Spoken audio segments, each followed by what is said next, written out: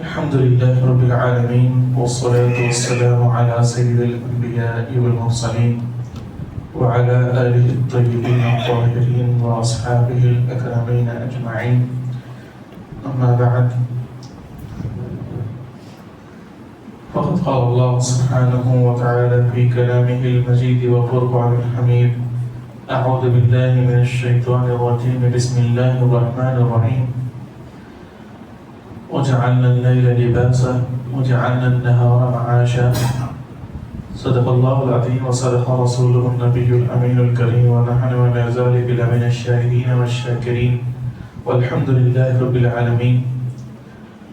وقد قال الله سبحانه وتعالى في شان حبيبه وعظمته: إن الله وملائكته يصلون على النبي يا أيها الذين آمنوا صلوا عليه وسلموا تسليما. اللهم صل على سيدنا شفيعنا حبيبنا ومولانا محمد أفضل صلواتك وعدد معلوماتك بارك وسلم. ساری کائنات کا خالق، ساری کائنات کا مالک اللہ وحدہ لا شریک ہے، جس نے ساری کائنات کی تخلیق فرمائی اور ہمیں اشرف المخلوقات انسان بنا کر پیدا فرمایا. لاکھوں کروڑوں درود و سلام ہو تاجدار کائنات خاتم الانبیاء محمد مصطفیٰ صلی اللہ تعالی علیہ وآلہ وسلم پر، جن کے صدقے ایک عظیم نعمت ایمانی ہم سب کو عطا ہوئی.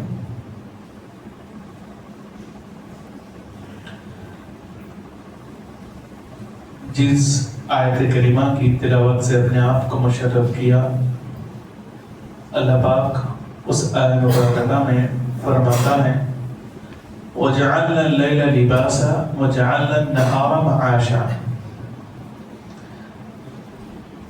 ہم نے رات کو سکون اور راحت کے لیے بنایا،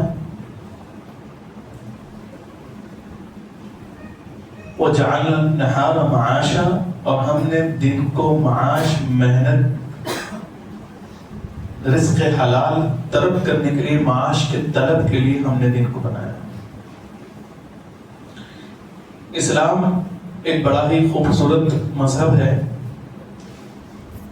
اسلام نہ صرف عبادات کرنے کا طریقہ سکھاتا ہے،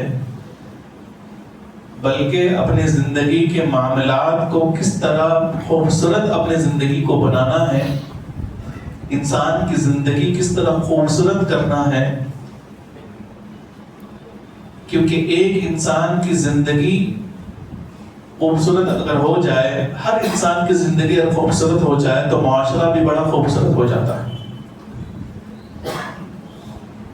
چنانچہ اسلام نے جہاں نماز کا حکم دیا کہ تمہیں نماز کیسے پڑھنا ہے، روزے کا حکم دیا تمہیں روزے کیسے رکھنا ہے، زکوٰۃ کا حکم دیا کہ زکوٰۃ کس طرح ادا کرنا ہے، اسی طرح اسلام یہ بھی کہتا ہے کہ تم زندگی گزارنے کے لیے کمانا کس طرح ہے، یہ بھی سکھاتا ہے.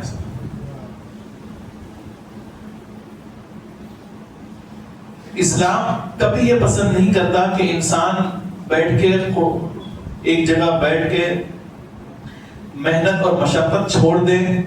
سستی اور کاہلی کو اللہ سبحانہ و تعالی نہ رسول اور نہ شریعت اس کو پسند نہیں کرتے. سستی کاہلی کو اسلام پسند نہیں کرتا. اس لیے ایک اور مقام پہ اللہ سبحانہ و تعالی نے فرمایا: وَإِذَا قُضِيَتِ الصَّلَاةُ فَانتَشِرُوا فِي الْأَرْضِ وَابْتَغُوا مِن فَضْلِ اللَّهِ.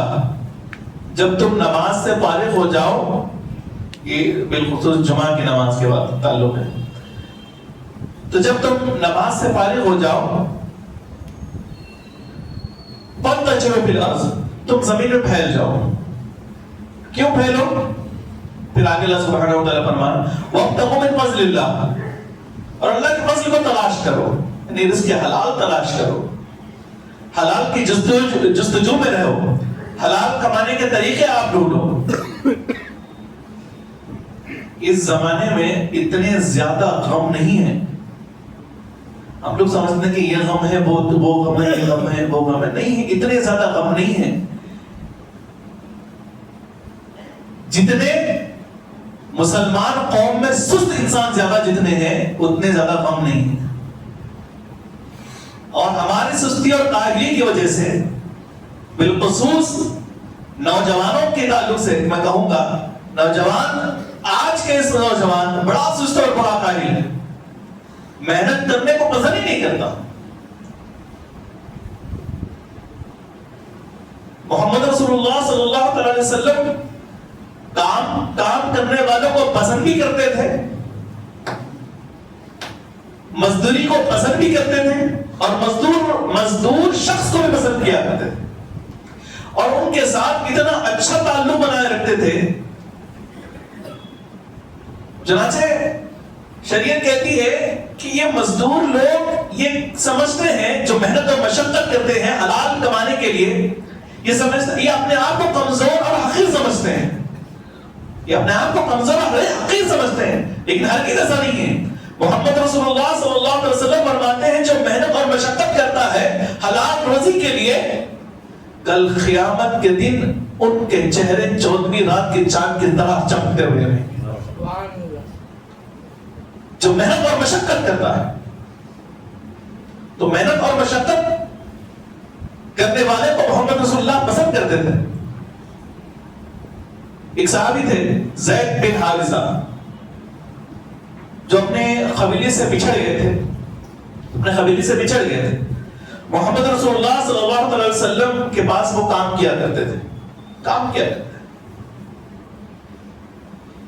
جب کسی نے ان کو دیکھا زید کو، تو ان کے والد اور قبیلے والوں کو اطلاع کیے کہ آپ کا بیٹا محمد رسول اللہ صلی اللہ علیہ وسلم کے پاس خدمت کر رہا ہے. تو ان کے والد آ گئے اور خالی ہاتھ نہیں ہے، 2 تھیلے اشرفیاں لے کر آئے، 2 تھیلے اشرفیاں لے تاکہ اپنے بیٹے کو لے کر جائے. تو جیسے ہی آئے تو حضور پاک صلی اللہ علیہ وسلم نے زید سے کہا کہ تمہارے والد آئے ہیں. تو بیٹا گیا اپنے باپ سے لپٹ کر روئے، بہت دنوں کے بعد ملے تھے، ظاہری بات ہے، لپٹ کر روئے. زید کون؟ زید بن حارثہ رضی اللہ عنہ، حضور کے غلام بچے تھے. تو ان کے والد نے کہا کہ میں اپنے بچے کو لے کے جانے آیا ہوں، اور یہ تو اس کے بدلے یہ 2 اشرفیوں کے تھیلے ہیں، یہ تھیلے 2 اشرفیوں کے تھیلے. تو محمد رسول اللہ صلی اللہ علیہ وسلم فرماتے ہیں ان تھیلوں کی ضرورت نہیں ہے، لیکن آپ کے بیٹے سے پوچھ لینا کیا وہ آنا تمہارے ساتھ راضی یا نہیں راضی، کیا وہ تمہارے ساتھ چلنے کے لیے راضی ہے یا نہیں، کیا وہ تمہارے ساتھ آنے راضی ہے. کون سا بیٹا اتنے سالوں کے بعد اپنے باپ سے ملنا نہیں چاہے گا اور باپ کے ساتھ جانا نہیں چاہے گا؟ اور کون سا ایسا شخص ہے، کون سا ایسا بچہ ہے جو کام کرنے کو پسند کرتا ہے اور اپنے باپ کے ساتھ جانے کو پسند نہیں کرتا؟ کون سا ایسا بچہ ہے؟ انہوں نے کہا کہ یہ تو بڑی اچھی بات ہے، میرے بیٹا میرے ساتھ آنے کیوں نہیں آتے، پہلے پوچھے تو صحیح. تو حارثہ زید کے والد حارثہ، تو وہ پوچھتے ہیں اپنے بیٹے سے، اے بیٹے زید کیا آپ میرے ساتھ چلنے کی تیار ہو؟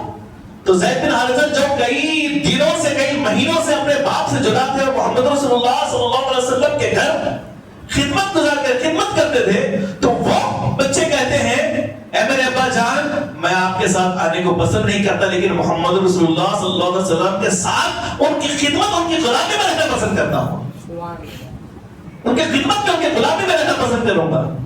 باپ نے کہا کہ ایسا کیوں؟ تو بیٹے نے کہا ابا جان میں تو کئی دنوں سے ہوں، آپ ایک لمحہ حضور کے ساتھ رہ کر دیکھ لیں وہ اپنے غلاموں کے ساتھ کیسا رویہ کرتے ہیں، آپ بھی یہاں سے جانے سے پسند نہیں کریں گے.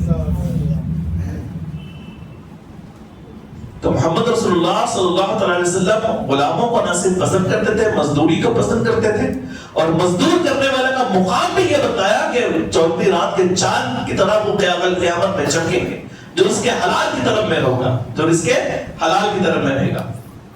اگر مال کمانا، حلال رزق کمانا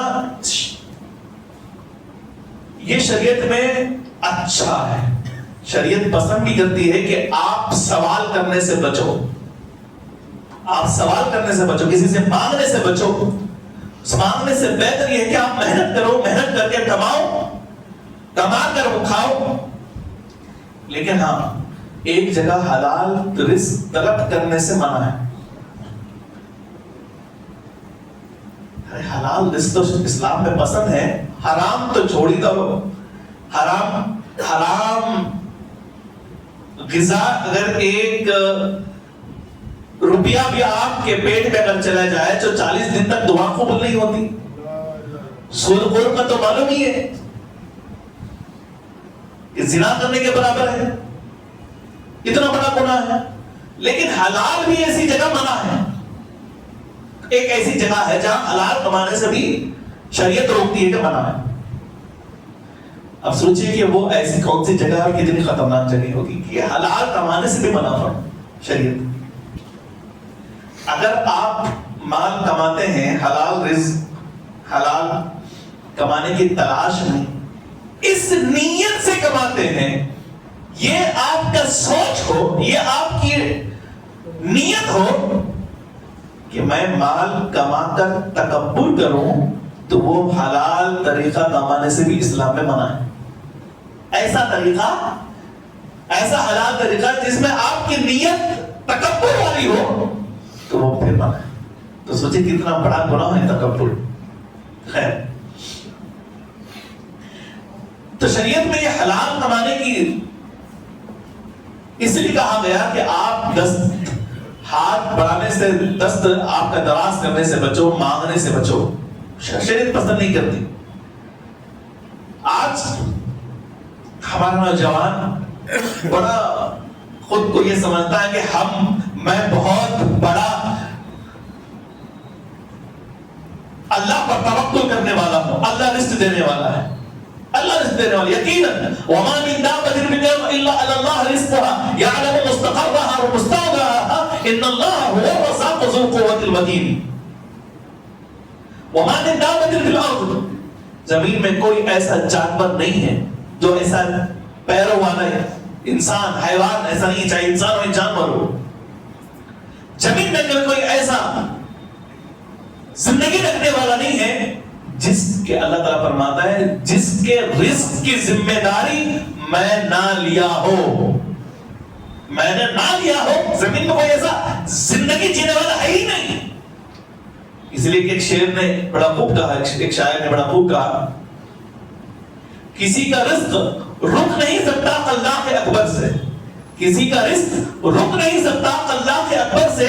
سبھی پتھر کے کیڑے کو غذا ملتی ہے پتھر سے. پتھر کے اندر ایک کیڑا ہوتا ہے، پتھر کے اندر بھی ایک کیڑا ہوتا ہے، اس پتھر کے اندر بھی اللہ غذا پہنچاتا ہے. اللہ نے رزق کی ذمہ داری لی ہے، پہنچایا. تو ایک نوجوان نے سوچا اب یہ ایسی آیتیں سن کر کیا کرتے ہیں نوجوان؟ ارے اللہ رزق پہنچانے والا ہے. ٹھیک ہے، ہمارے مسلمان جو خود کو بہت بڑے دین سمجھنے والے سمجھتے ہیں خود کو. خیر، ایک نوجوان حضرت حسن بصری رحمۃ اللہ تعالی کی بارگاہ میں حاضر ہوتا ہے اور کہتا ہے کہ حضرت میں نے ایک عجیب قصہ دیکھا اور مجھے یقین ہوا کہ اللہ رزق پہنچانے والا ہے، اللہ رزق پہنچانے والا ہے. آج سے میں کوئی محنت کرنے کی ضرورت نہیں ہے، اللہ ایسی ایسی جگہ رزق پہنچاتا ہے، مجھے محنت کرنے کی ضرورت ہے. میں ایسا عجیب و غریب میں نے آنکھوں دیکھا حال، میں نے دیکھا ایسا حال. پوچھا امام حضرت حسن بصری رحمۃ اللہ تعالی نے، کیا دیکھا آپ نے؟ حضرت میں نے دیکھا کہ ایک شیر شکار کیا، محنت کر شکار کیا، شکار کر کے کچھ حصہ اس نے کھایا، کچھ اس کے دوستوں کو بھی کھلایا، ساتھ میں 2-3 لوگ شیر تھے انہوں نے بھی کھایا. ایک اوپر پہاڑ پر ایک لومڑی تھی جس کے آنکھ نہیں تھے، نابینا تھی، اور جس کے پیر نہیں تھے، چل نہیں سکتی تھی. وہ شیر شکار کر کے خود کھایا، دوستوں کو بھی کھلایا، اور اس شکار کو لے کر جا کر لومڑی کے سامنے ڈال دیا. اب وہ لومڑی اس شکار کو کھا لی، اس غذا کو کھائی. دیکھو میں نے آنکھوں دیکھا حال دیکھا کہ شکار کو ہی کرا، دوست بھی کھائے. اللہ رزق کیسے پہنچاتا ہے؟ وہ آندھی نابینا لومڑی اور جو پیر سے معذور، اس کے سامنے وہ شیر لا کر رزق پہنچا رہا ہے. جب اللہ سبحانہ و تعالیٰ ایک لومڑی کو، ایک اندھی نابینا لومڑی کو، ایک معذور لومڑی کو اس کے سامنے رزق پہنچایا، اللہ میرا بھی رزق پہنچائے گا، میرا بھی رزق پہنچائے گا. ارے واقعی میں بہت اچھی بات ہے نا، یقیناً یہ واقعہ بالکل صحیح ہوگا، یقیناً اللہ رزق پہنچاتا ہے. لیکن امام حضرت حسن بصری رحمۃ اللہ تعالیٰ بڑی پیاری بات فرماتے ہیں، اے نوجوان بیٹے، اے نوجوان، تو لومڑی بننا کیوں چاہتا ہے؟ اے نوجوان، تو لومڑی بننا کیوں چاہتا ہے؟ بننا ہے تو شیر بن، بننا ہے تو شیر بن، جو خود کھائے، جو خود محنت کرے، خود کھائے اور لوگوں کے چند دوست و احباب رشتہ داروں کو بھی کھلائے. تو ایسے سائیدار درخت بن جو خود کھا کر خود بھی کھائے، محنت کر کے خود بھی کھائے اور دوست و احباب رشتہ داروں کو بھی کھلائے. تو لومڑی بننا کیوں چاہتا ہے؟ معذور بن کر رزق تیرے پاس پہنچنا. اللہ نے تجھے ہاتھ پیر سے کچھ دیا تو شیر بن، لومڑی مت بن. آج نوجوان کیا کر رہا ہے؟ لومڑی بننے کے چکر میں. آج نوجوان لومڑی بننے کے چکر میں. یاد رکھو، ایسا نوجوان اگر آپ کے پاس آتا ہے اور یہ کہتا ہے میں دین کی خدمت کروں گا، میں دین کی خدمت کروں گا، دین کے اداروں کی حفاظت کروں گا، اس نوجوان کے جیب میں 300 روپے نہیں ہے اور وہ نوجوان دین کی خدمت کر سکتا جو خود لومڑی کے چکر میں ہے، شیر بنا ہوا نہیں ہے. خود حلال کماتا، خود اگر محنت کرتا ہے، سائیدار درخت کی طرح بننا چاہیے نوجوان. آج کا نوجوان ایسا نوجوان جو دوسروں کے سہارے، ہاتھ دوسروں کے سہارے پڑ رہا ہے، وہ نوجوان کیا دین کی خدمت کر سکتا؟ کیا دین کی خدمت کر سکتا؟ ایسے نوجوان کو دین کی ضرورت بھی نہیں ہے. ایسے نوجوان کو دین کی ضرورت بھی نہیں ہے. ایسے نوجوان کو یہ کہے کہ میں دین کی خدمت کا جھوٹا ہے، مکہ ہے. ایسا نوجوان جو دوسروں کے سہارے پڑے، دوسروں کے انڈر رہ کر حدث سے دراز کر کے اپنی زندگی گزارے، اپنی جوانی کو برباد کرے، ایسا نوجوان محنت نہیں کر رہا. ایسے نوجوان کو شریعت پسند بھی نہیں کرتی، پسند نہیں کرتی. ایسے نوجوان وہ نوجوان شریعت کو پسند ہے جو حلال کی کمائی کے محنت کرے، دوڑ دھوپ کرے. بڑی پیاری حدیث پاک. ہم اللہ کے راستے میں ہیں، عبادت کر رہے ہیں، ہم عبادت کر رہے ہیں. ایک صحابی کے سامنے، چند صحابہ کے سامنے ایک شخص بہت چستی سے گزرے، بہت چستی سے، ٹھیک ہے، سامنے سے گزرے. تو صحابہ نے کہا ایسی چستی کاش، ایسی چستی کاش عبادت میں ہوتی، جہاد میں ہوتی. ایسے چستی کاش جہاد میں ہوتی یا عبادت میں ہوتی، اللہ کی راہ میں ہوتی. تو کیا ہی چستی ہے. محمد رسول اللہ صلی اللہ علیہ وسلم نے جب سنا اس جملے کو تو محمد رسول اللہ نے بڑی پیاری بات فرمائی، بڑی پیاری بات فرمائی. تو رسول اللہ صلی اللہ علیہ وسلم فرماتے ہیں اگر یہ چستی حلال کمانے کے لیے، اپنے بچوں کی کفالت کے لیے ہے، تو یہ اس کی چستی، اس کی محنت اپنے بچوں کی کفالت کے لیے اگر ہے تو یہ بھی جہاد اور عبادت کا ثواب اس کو ملے گا. یہ بھی عبادت میں لگا ہوا ہے. اگر کوئی اپنے بوڑھے والدین کی ان کو کھانا کھلانے یا پھر کسی کا ان کی خدمت کے لیے اگر محنت کر رہا ہے، چستی دکھا رہا ہے، حلال رزق کما رہا ہے، یہ نہ سمجھے کہ وہ عبادت میں نہیں ہے. وہ عبادت میں ہے، وہ عبادت میں ہے. اگر اپنے بچوں کے لیے، اپنے بیوی کے لیے محنت کرنے کے لیے چستی دکھا کر باہر نکل رہا ہے تو وہ بھی عبادت میں ہے، وہ بھی عبادت میں.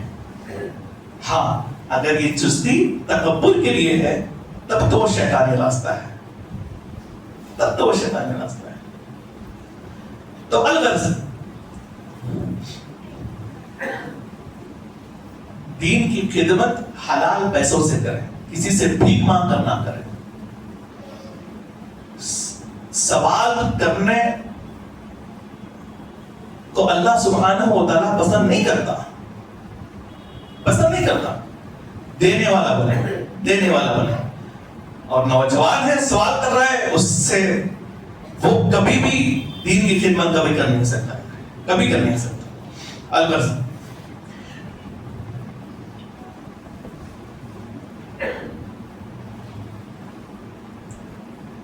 حضور پاک صلی اللہ علیہ وسلم فرماتے ہیں سب سے بہترین کھانا کون سا ہے؟ سب سے بہترین کھانا تو محمد رسول اللہ صلی اللہ علیہ وسلم فرماتے ہیں سب سے بہترین کھانا وہ ہے جو اپنے محنت سے کما کر کھانا کھائے۔ سب سے بہترین کھانا وہ ہے۔ اور حضور پاک صلی اللہ علیہ وسلم فرماتے ہیں حضرت داؤد علیہ السلام محنت کیا کرتے تھے، خود سے کھانا بنا کر کھاتے تھے، محنت کر کے کھاتے تھے۔ مطلب اس کا مطلب یہ ہے کہ آپ خود کھانا بنانا نہیں ہے، ٹھیک ہے، محنت کر کر کھانا ہے۔ اور یہ جو ایک اور بڑی پیاری بات، ٹھیک ہے، ہم لوگ کیا کرتے ہیں ایڈوانس میں خود کو سستی کرتے ہیں، سست کر لیتے ہیں، جیسے کہ محنت کرتے ہیں تاکہ 2-3 بلڈنگ بنائیں، اس کا کرایہ زندگی بھر کھاتے رہے، اپنے بچوں کو بھی وہی کرایہ کھلاتے رہے۔ شریعت یہ بھی پسند نہیں کرتی، شریعت یہ بھی پسند نہیں کرتی کہ آپ 2-3 بلڈنگ بنا کر اپنے بچوں کو آپ معذور بنانا چاہتے ہیں، اس کو مہنگی بنانا، مہنگی بنانا، کیوں مہنگی نہیں بنا سکتے؟ مہنگی بنانا شریعت یہ بھی پسند نہیں کرتی۔ الغرض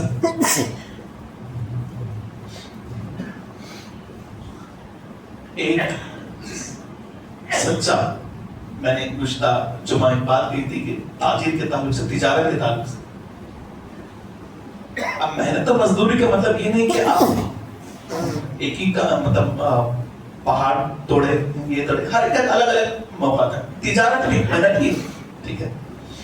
مطلب یہی ہے اسلام اور شریعت کا، آپ حلال روزی تلاش کریں، حلال روزی تلاش کریں، کسی کے سہارے نہ رہیں،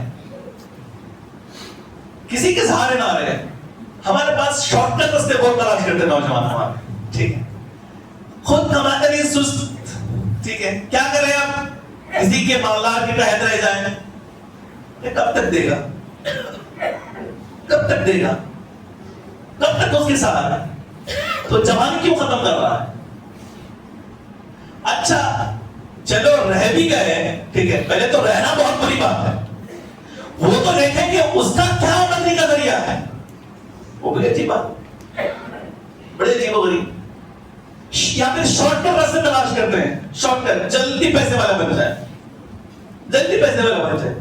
کوئی شارٹ کٹ راستہ حلال کمائی میں نہیں، محنت کرنا ہے، محنت کریں، کوئی راستہ شارٹ کٹ تلاش نہ کریں۔ ایک اور شارٹ کٹ راستہ ہے، کیا گاڑی نہیں خریدنے والا، ایسے سسرال والوں کو تلاش کرو جو گاڑی بھی آ جائے، گھر بھی آ جائے۔ ایسے نوجوان پر کیا کہوں میں، ایسا نوجوان خود کو مسلمان کا ہے، شرمندہ سے ڈوب کے مر جانا چاہیے سب مسلمان۔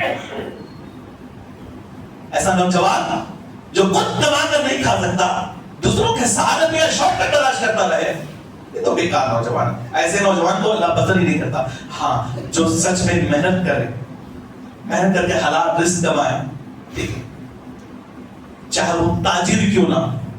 محمد رسول اللہ صلی اللہ علیہ وسلم بالخصوص تاجر کا لفظ ذکر کیا، بالخصوص تاجر کا لفظ ذکر کیا۔ حدیث پاک میں آتا ہے جو سچا تاجر ہے، التاجر الصدوق، جو سچا تاجر ہے، کل قیامت میں وہ انبیاء، صدیقین، شہداء کے ساتھ رہے گا۔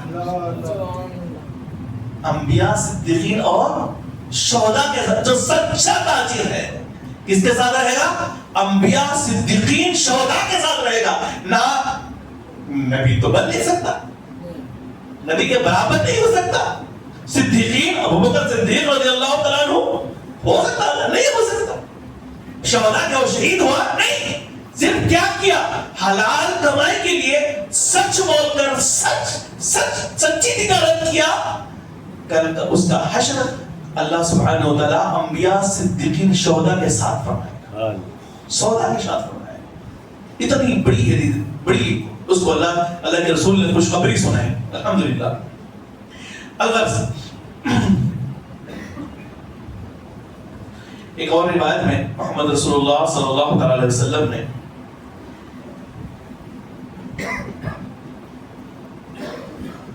جو مزدور ہے اس کی اہمیت بتائی، اس کی اہمیت، اس کی فضیلت، اس کی برکت، اس کی فضیلت بتائی. ایک صحابی سعد رضی اللہ تعالی اور ایک صحابی حضرت عبد الرحمن بن عوف رضی اللہ تعالی. حضرت عبد الرحمن بن عوف بہت مالدار صحابی ہیں. حضرت عبد الرحمن بن عوف بڑے مالدار صحابی. یہ دعا کرتے تھے کہ اللہ مجھے غریب بنا. اس دعا نہیں کرنی چاہیے، ٹھیک ہے، وہ مقام وہ الگ ہے، ٹھیک ہے، لیکن حضرت عبد الرحمن بن عوف دعا کرتے ہیں اللہ مجھے غریب بنا. بہت مالدار تھا، بہت مالدار تھا. چونکہ وہ اس لیے دعا کرتے تھے تو حضور پاک صلی اللہ علیہ وسلم نے فرمایا تھا اے عبد الرحمن بن عوف، انہیں جنت کی خوشخبری سنائی تھی حضور پاک صلی اللہ علیہ وسلم. لیکن جنت میں سب سے آپ دیر سے جائیں گے، کیونکہ مال جتنا زیادہ ہوگا اتنا حساب تھوڑا دیر سے ہوگا، ٹھیک ہے، حساب کاؤنٹنگ تھوڑا دیر ہوگی ان کی. جن کے حساب، جن کے پاس مال نہیں ہے وہ سب فوراً جلدی جلدی جنت میں چلے جائیں گے. اب جن کے پاس مال تھوڑا زیادہ ہے تو اس کے کاؤنٹنگ میں تھوڑا سی جانور میں تھوڑا دیر سے جائیں گے. تو عبد الرحمن بن عوف رضی اللہ تعالیٰ عنہ دعا کرتے ہیں اللہ مجھے غریب بنا. اس کی وجہ یہ بھی ہے، چنانچہ انہوں نے حضرت عبد الرحمن بن عوف رضی اللہ عنہ نے ایک روایت بیان فرماتے ہیں میں نے محمد رسول اللہ صلی اللہ علیہ وسلم کو دیکھا کہ حضرت سعد رضی اللہ تعالیٰ عنہ آپ سے ملنے آئے تھے. کس سے ملنے آئے تھے؟ حضور پاک صلی اللہ علیہ وسلم سے ملنے آئے. تو جیسا حضور پاک صلی اللہ علیہ وسلم سے سعد رضی اللہ تعالیٰ عنہ ملاقات کیے، مصافحہ کیے، تو محمد رسول اللہ صلی اللہ علیہ وسلم نے سعد رضی اللہ عنہ سے پوچھا اے سعد یہ تمہارے ہاتھ میں گٹے کیسے ہیں؟ یہ تمہارے ہاتھ میں گٹے کیسے ہیں؟ ٹھیک ہے، تھوڑا کھٹ سخت ہو گئے تھے یار، یہ گٹے کیسے ہیں؟ حضرت سعد رضی اللہ عنہ فرماتے ہیں یا رسول اللہ میں محنت کرتا ہوں، میرے بیوی بچے زیادہ ہیں، میں محنت کرتا ہوں، یہ اسی وجہ سے یہ گٹے ہیں، یہ اسی وجہ سے گٹے ہیں. تمام صحابہ حضور کے چہرے انور کو دیکھنے کے لیے ترستے تھے. آپ نے وہ واقعہ سنا ہوگا، ٹھیک ہے، ایک صحابی حضور کو چومنے کے لیے، ٹھیک ہے، حضور کے چومنے کے لیے ترستے تھے، کیونکہ ایک جنگ میں حضور نے ان کے پیٹ پہ ایسا چابک لگا کر سب درست کر رہے تھے. تو انہوں نے کہا کہ رسول اللہ نہیں، آپ نے مجھے چابک چھڑی چبھایا تھا، چبھو کر مجھے چھری لگا تھا، میں بدلا، مجھے بدلا ہونا. صحابہ بدلا کیسے لے سکتے؟ بدلا نہیں لے سکتے، لیکن نیت کیا کیسے ہونی؟ تو بدلا رسول اللہ مجھے آپ نے چھڑی چبھایا تھا، میں بھی بدلا لوں گا چھڑی کا. اب نبی ٹھیک ہے تیار ہو گئے، صحابی نے چھڑی لی، چابک لیا، کہا یا رسول اللہ جب آپ نے میرے چھڑی کو میرے جسم پر لگایا تھا اس وقت میرے جسم پر کپڑا نہیں تھا اس جگہ، آپ کپڑا ہٹائیے، آپ کپڑا ہٹائیے. حضور پاک صلی اللہ علیہ وسلم کیا نبی ہیں، انہوں نے کپڑا بھی ہٹایا. تو جیسے کپڑا ہٹایا وہ صحابی چھڑی چھوڑ کر چومنے لگے.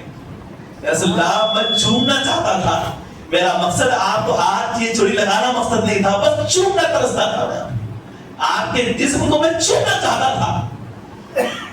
تو صحابہ حضور کو چومنا چاہتے تھے، ٹھیک، چومنا چاہتے تھے. اب یہ یہاں پر حضرت عبد الرحمن بن عوف رضی اللہ تعالیٰ عنہ نے دیکھا کہ سعد رضی اللہ عنہ سے ملاقات کی اور سعد رضی اللہ تعالیٰ عنہ کو حضور نے پوچھا کہ اے سعد کے گھٹے کیسے؟ تو حضرت سعد رضی اللہ تعالیٰ عنہ فرماتے ہیں یا رسول اللہ میں محنت کرتا ہوں، میرے بال بچے زیادہ ہیں، میں محنت کیا، یہ اس کی وجہ سے، یہ اس وجہ سے ہے. تو حضرت عبد الرحمن بن عوف فرماتے ہیں جن کے قدم چومنا سارے انسان چاہتے تھے، لیکن خود حضور نے سعد کے ہاتھ کو چوم لیا، سعد کے ہاتھ کو چوم لیا اور کہا اے سعد یہ تمہاری محنت، یہ تمہارے ہاتھ کو اللہ بھی پسند کرتا، میں بھی پسند کرتا ہوں. محنت کریں، محنت کریں، اپنی جوانی کو برباد نہ کریں، کم ہی کیوں نہ ہے. یقیناً حلال رزق ایک ساتھ آپ کو کروڑوں پہ نہیں آ سکتے، یہ جھوٹ بات ہے. جہاں آپ کے زیادہ پیسے آ رہے ہیں سمجھ جانا کہ دیکھو بھی حلال ہے یا حرام ہے، چیک کر لینا. لیکن حلال رزق کی فضیلت یہ ہے، محمد رسول اللہ صلی اللہ علیہ وسلم فرماتے ہیں حلال رزق تھوڑا ہوگا لیکن تمہارے لیے کافی ہو جائے گا، تمہارے لیے کافی ہو جائے گا، ٹھیک ہے؟ حرام رزق کافی ہوگا، تمہارا پیٹ بھرے گا نہیں، تمہارا پیٹ بھرے گا نہیں، تمہیں سکون نہیں ہوگا۔ حلال رزق تھوڑا ہوگا تمہیں اطمینان مل جائے گا، ٹھیک ہے؟ اس حلال رزق کی تلاش میں نہیں۔ اللہ وقت ہو گیا ہے، میں آخری بات پہ آؤں۔ دنیا کی کوئی تاریخ اٹھا کر دیکھ لیا، کوئی تاریخ اٹھا، کسی بھی مذہب میں آپ دیکھ لیں، کوئی مذہب، ہم نے اپنے مذہب کی تشہیر کی ہی نہیں، ہم لوگ تو باہر بدنام ہے مسلمان، سست کاہلی میں نمبر 1 کوئی اگر ہے تو مسلمان ہے، سب سے زیادہ بھیک مانگنے والے مسلمان نظر آتے ہیں۔ جین والے آتے ہیں کبھی نظر؟ کبھی سکھ والے دیکھے آپ نے؟